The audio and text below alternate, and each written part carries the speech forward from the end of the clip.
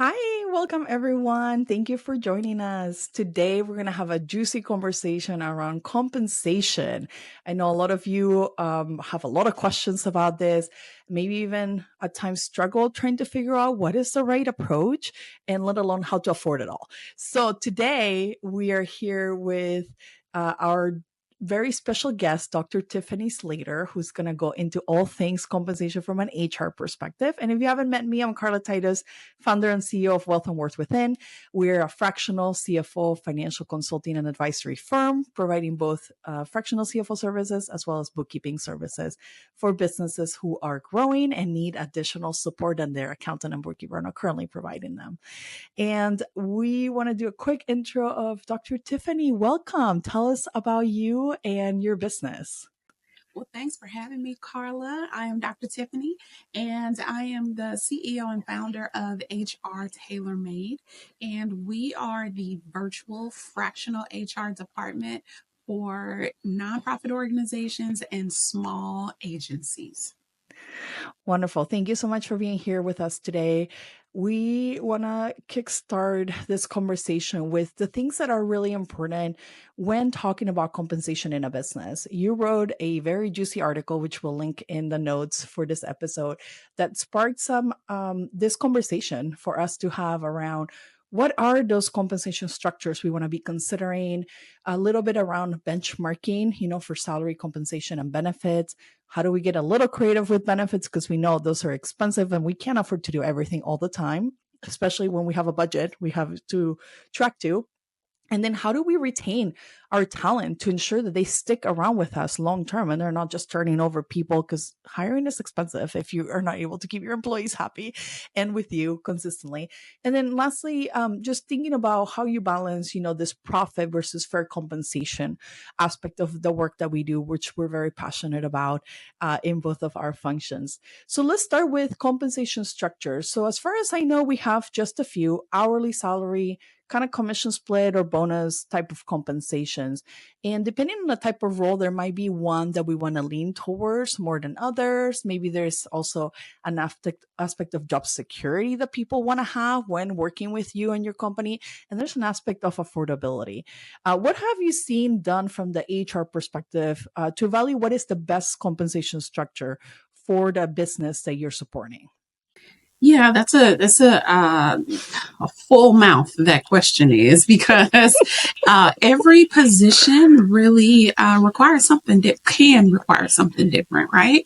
And so the first thing to do as an HR person is, one, to look at what the market is doing. What are other organizations doing as it relates to that particular position and role? How are they paying that position? How are they valuing that position?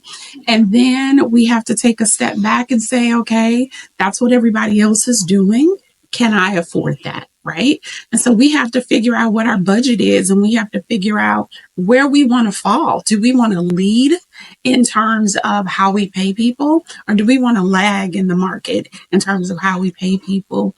And unfortunately, a lot of nonprofits find themselves in a position where they have to lag, but they're doing some very creative things to make up the difference, and as it relates to them having to pay a little less for their annual salaries. So high level, in order to determine how you want to pay people, your budget is king first. And secondly, you have to figure out, okay, how do we want to fit in the market overall, and what makes sense for the role in our organization?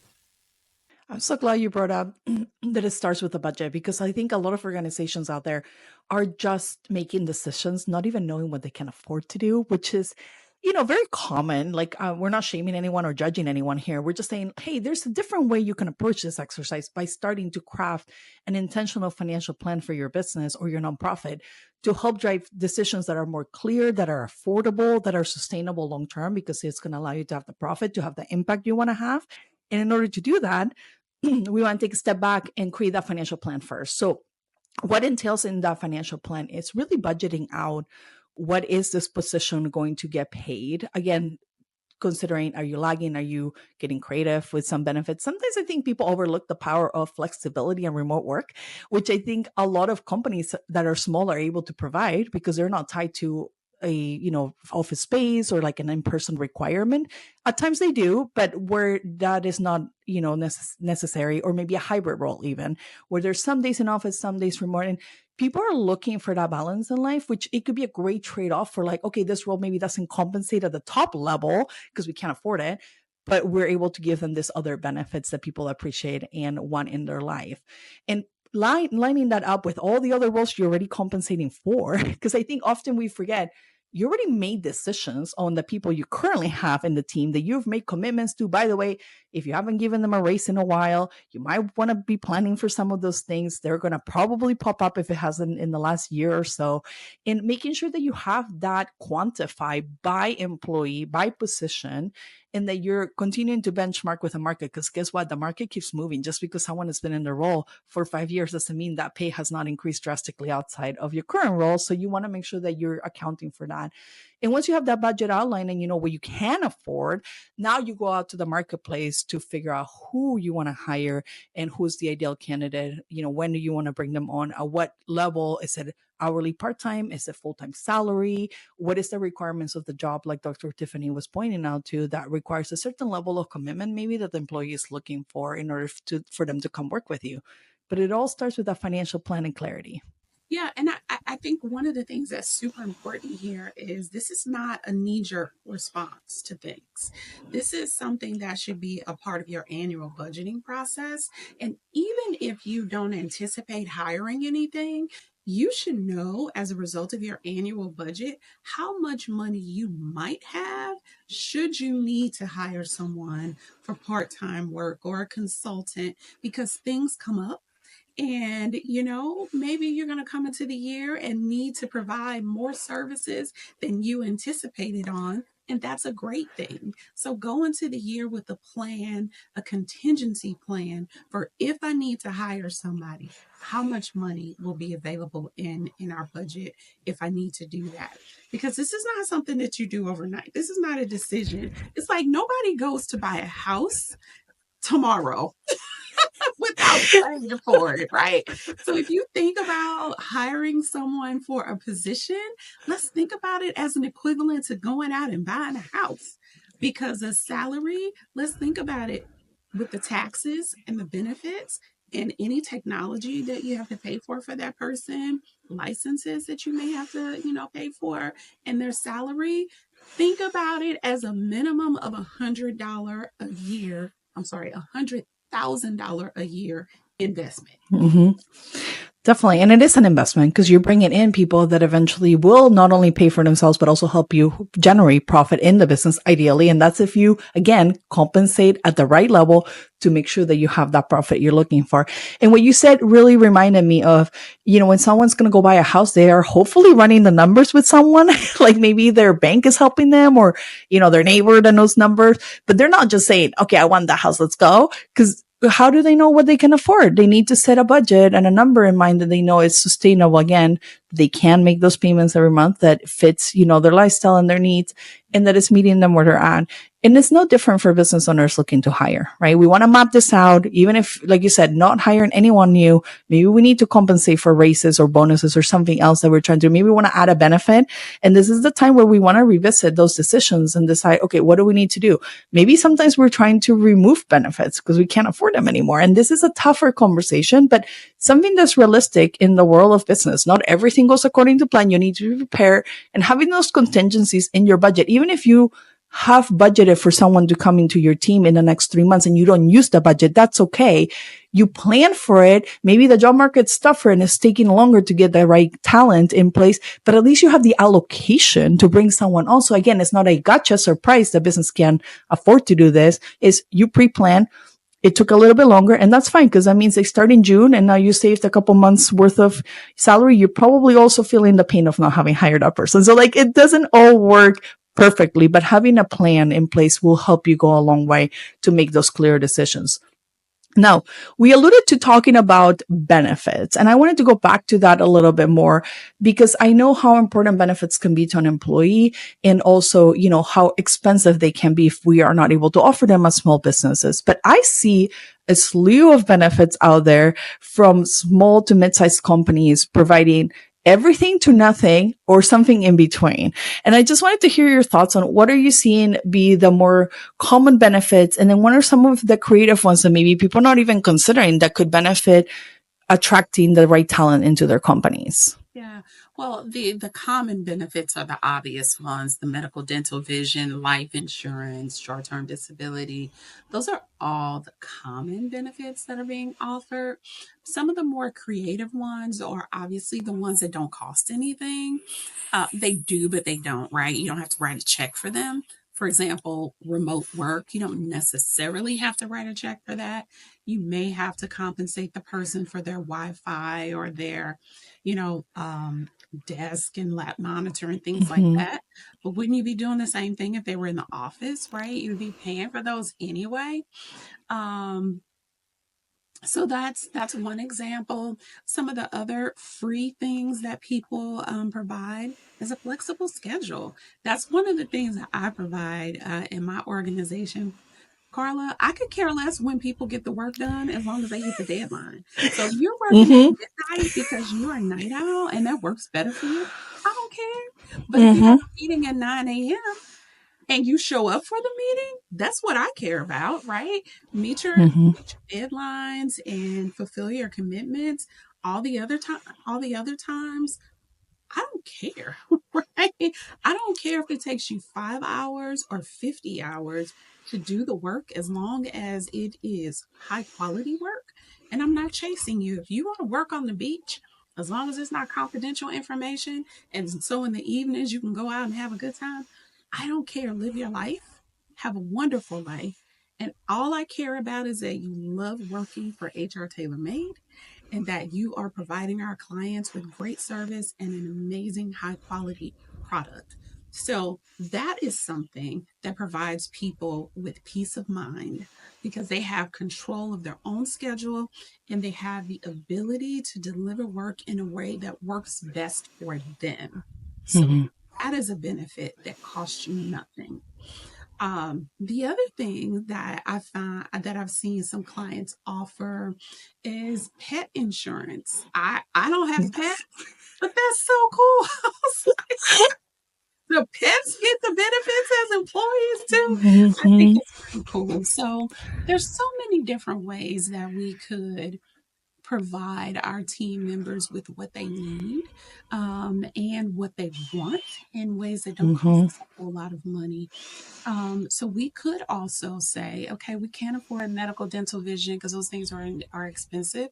But maybe I'm just going to give each one of my team members $100 stipend a month, and all I require is that they tell me how they're going to use it. So maybe they want to use it to get a massage. Maybe they want to use it Mm-hmm. to have pay for their gym membership. Whatever that is for them, it's important to them. And so you keep track of what those are. And over time, you'll have a list of all the things that are important to your team. And then maybe you make all those things available to all of your team members. I'm not sure how, what's going to be the best solution for every single client. But I do think that it's important that we give people the opportunity to choose what's important to them and we track it so that we know, so that we can then create a package for them when we do have the funds and ability to craft a benefits package that will support the needs of all of our team members. Yeah, well said. And I think sometimes we overlook the ones that are maybe don't feel important to us, but are really important to other people in our team that live a different life, right? Have a different priorities than you do. And one that I find often people are shocked that the cost is not as much as they thought is a 401k for retirement. Yes, the management fees are very small. It's on a per employee basis, and you don't have to match if you choose the right plan. The safe harbor plan does require you to match, but otherwise, you can just offer it, allow people to enroll in it, put their own money in without you having to do the match yet, because maybe that's not in the budget right now. but at least committing to having one available can help a lot of people save for the future, which I know a lot of you are probably thinking about. If you had a normal job, you would have a retirement plan. So why not try to offer that if it's within your budget and available to your employees? And I think a lot of the ones that you mentioned are exactly right. It doesn't have to be big, it doesn't have to be super expensive, but it could be very meaningful to people to just have the option to be rewarded in some other way outside of compensation. The other piece that kind of want to tie into that is level of benefits based on level of commitment to the company too. I see often they want to blanket roll out benefits to everyone, no matter if they're 5 hours a week with the business.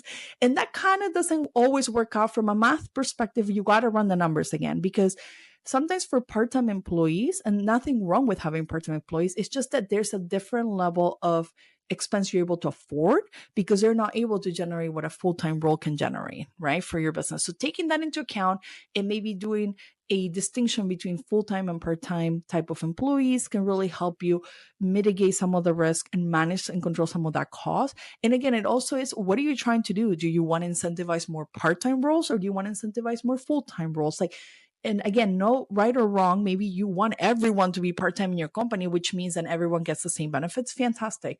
But sometimes I see businesses struggle to get people to want to sign up for full-time roles when that's what they need and want, because they're giving so much to the part-time roles that they're like, well, I don't really need the full-time. So they're not really motivating the end goal they're trying to achieve. So you could do it through some of the benefits as an incentive as well, to get the right people, the right structure, the right commitment that you and the business need, not necessarily that people want. So there's a very different distinction, right? People are going to look for roles that meet their needs.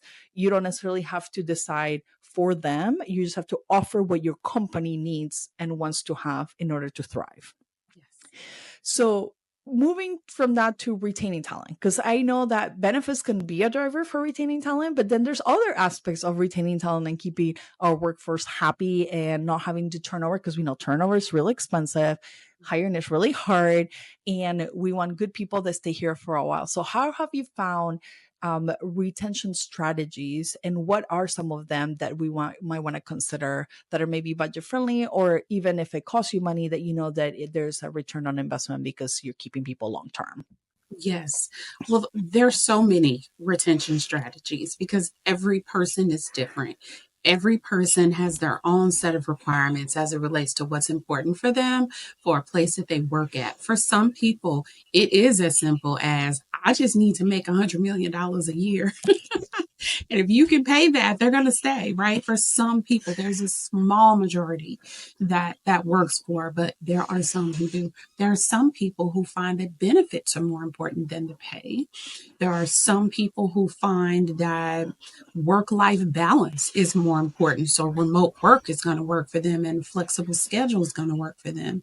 And there are some people who just want to land in a place where they feel like they belong, where they feel like they are making a contribution, and where they feel seen. So it's important to have all of those elements in place so that you can attract the best of every group of individual, right? And for me, one of the most important things that we can do as business owners and leaders is create a work experience that provides joy in the life of the people that we work with every day. Who wants to wake up Monday morning and hate it? Like, I don't. I don't. What I do, I love the people on my team, and we laugh and joke all the time, and we have great conversations. Like when you and I get on the call, we just talk. Like we have to say, okay, we got to end this Yeah. conversation. Always. But my team and I, we're the same exact way because we Hmm. enjoy each other. Who doesn't want to work in a workplace where people genuinely like each other, trust each other, has each other's back, and provides each other with honest feedback? Hmm. And most importantly, have a true desire to experience the highs and lows with everybody on the team. So for me, that's the most important thing that we can do to really keep people on our team is to create a work environment that promotes joy, that promotes support and belonging and teamwork and trust and all the things that are positive when we think about a workplace. So what does that Yeah. require to create a culture like that? It requires leadership. It requires that you really put time and money into training people to lead your organization. It requires HR leadership. Even if you can't afford an HR person, have someone to tell you, okay, these are the things you need to do to get your organization in a better place. And maybe do a quarterly check-in with them or an annual check-in with them to see where you are, because there's work that needs to be done in every single organization, even mine. So it's important that we understand how we're showing up as an organization, how our leaders are training people and supporting people, and how our team is treating and showing up for each other. So all those things matter, and they're super important to retention. Yeah, I couldn't agree more. I feel like sometimes we overlook this as an area for investment because we think it's too on like the woo woo side, or like too much the people side, and not necessarily like the profit and the outcomes that we want to drive. And I think it's a balance on prioritizing this, because when you have a better culture and you have joyful employees that are happy to come to work every day, guess what? Performance also goes up. So it's also facilitating the end goal that you desire from a profit perspective, or from driving, certain financial metrics. But when people are miserable and unhappy, they're looking for their next job on your dime. So they're, using the hours you give them and pay them for to go look for the next job instead of focusing on the job at hand. So it's important you create a culture that people want to be part of, that they feel they have that community. And honestly, it starts with values. I think that with my team, a lot of the work we do is say, what are our values, and are we living and breathing and showing up in that way? It's not just about putting them up on the wall and say we have them. It's, are we actually acting in the way that aligns with our values? And if not, we need to fix that. So part of my job as a leader is to remind them, what are our values? Are we using them every day to make decisions in our business, especially when it comes to clients, it comes to supporting each other in our team? Are we creating that sense of community where everyone feels like they have, a place to belong to, and is accepted for who they are, and they get rewarded for the good work they do? Or are we not? Because if you're not, then you probably won't be in the team long term. And honestly, I make hiring and firing decisions based on values a lot of the time, which I think a lot of you that maybe haven't thought about that, or maybe forgotten to use those, maybe it's time to go back to that. And I know it's easy because we get busy and there's so much going on, but it really will help impact your financial performance overall, but it also help your people feel happier to come to work and give to you even more than you expected, because it's not always about the money, though it is a big amount of it is about the money. It's also about how they feel, and are they enjoying being here and developing and being professionals and having a career and a path long term with a company, whatever that means for them, that you can provide them, and being part of something bigger. People want to be part of the mission, and if you're not sharing that vision, if you're not sharing what's to come, then people are going to struggle to see themselves in what comes next, and they might opt out. So it's important that you come back to all of that and remember that retaining talent is also a financial strategy. Even if you might not think about it, that's where we want to invest some of our time. So speaking of like profit and like compensation, I find that often I get a lot of people saying, like, well, we can compensate fairly and make profit. Like it's either one or the other. It's like in direct competition with each other, especially when it comes to like nonprofits. I think this even comes to mind even more so because they're even battling, kind of this break even line almost. And it's a little bit harder to balance. So what have you found works well when we're trying to be compensating fairly, but still making sure we're driving a profit? And of course, I'll share my thoughts on that too. But I think from an HR perspective, what have you seen work well? Yeah. Well, again, what we said at the top of the top of the conversation, you have to figure out what your budget is, and when you create your budget, you put in a salary that will allow you to make the profit that you are seeking. And sometimes that means that you can't pay fairly, which is what this whole conversation is about, right? Um, so maybe you can't pay the salary accordingly. But then what else can you provide that will help the person to feel as though they're being fairly compensated? Again, fair is subjective.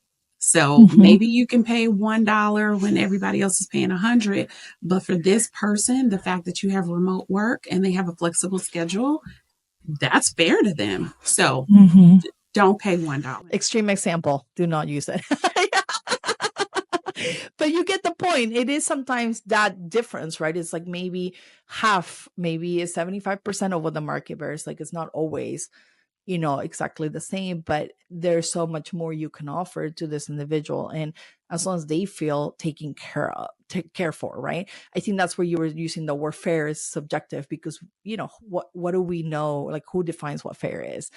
But someone's perspective can feel like that's fair and they're willing to do the work for that. And that meets their needs and their goals. Fantastic. And you're right. It goes back to budget. If you want to be profitable, you have to know your numbers. You have to run the scenarios. You have to know what you can afford to do. And sometimes that is disappointing when you get the results back and you're like, I cannot compensate higher. And guess what? As the business grows, you get an opportunity to reassess. And so maybe you brought this person in on the lower end, but business is actually performing better than we expected, maybe better than we forecasted. So now you can give them a bonus at the end of the year, like, or maybe quarterly. Like, these are opportunities. Just because you set the salary at one thing doesn't mean you have to be stuck with it. It means you just get to revisit it more frequently. Also, as they perform better and maybe produce better results, you're able to also give them performance increases based on their abilities that maybe you didn't even know they had. So don't get stuck at the fair piece of it. Don't get stuck at just only wanting to have profit and that be an all kind of goal. Is you have to think about it as all encompassing in your financial plan so that you can balance the needs of fair compensation and profitability at the same time. And if you need help with that, that is what we specialize with as fractional CFOs. Like that's our day to day. We scenario plan, we help draft compensation structures, calculate the numbers, and give you some insights that maybe are missing in what you're currently doing that you might need to change. And you can consider if you want to change it or not, or what you want to do next as far as hiring to ensure that you're shifting that over time. And I think that is sometimes a lot of work that people don't want to do because it feels daunting and overwhelming, which we know. But we have tools and systems that can help you facilitate that conversation and give you the insights you need to make those decisions quicker and hopefully less painfully as you move through your journey of growth, which is something I want you to keep revisiting every 6 to 12 months to make sure that you know where you stand on your overall compensation. Dr. Tiffany, it's been a pleasure having you here. Is there any final takeaways you want to share with the audience today?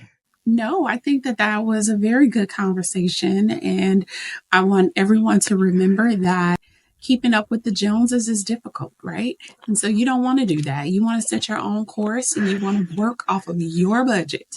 That's what's Yes. important. And that's what's going to make uh, making sure that you focus on what you can do and creating the work environment that you desire for your team to have. That's what's going to set you apart from everybody else. So don't be afraid to be you. And sometimes you don't have $1 million. So you spend what you have, effectively.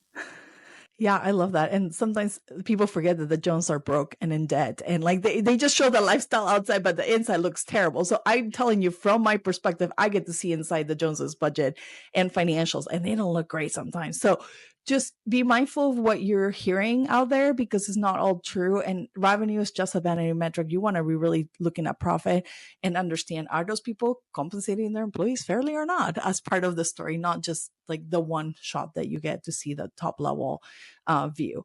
But tell people where they can find you, Tiffany, if they want some help through their HR support services and like they're looking for someone to connect with that can help them with all of these compensation things that they and other questions that they might have.